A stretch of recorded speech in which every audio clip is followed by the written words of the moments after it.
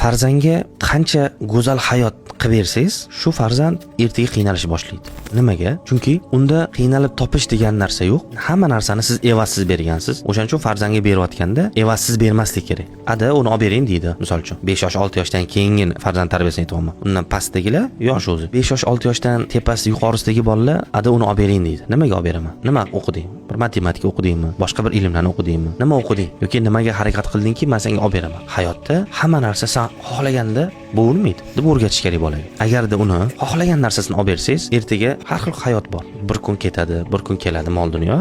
Ketib qolsa, u bola qiyin ahvolga tushadi va sizni ham, o'zini ham qiynaydi bola. Chunki unda rasxod degan narsa bor, prixod degan narsa yo'q. Ya'ni topish, qiynalib topish degan narsa yo'q. Sarflash degan narsa bor. Shuning uchun sarflaydi bosib bu. Bola qiynalish kerak. Bola 17-18 yoshgacha qiyinchilik nimaligini ko'rish kerak. Kuchi bilan pul topib ko'rish kerak u bola. O'zini kuchi bilan 1-2 so'm bo'lsa ham topish kerakki, oson emas ekan. Topish oson emas ekan. Demak, shunga qarab men sarflayman degan tushuncha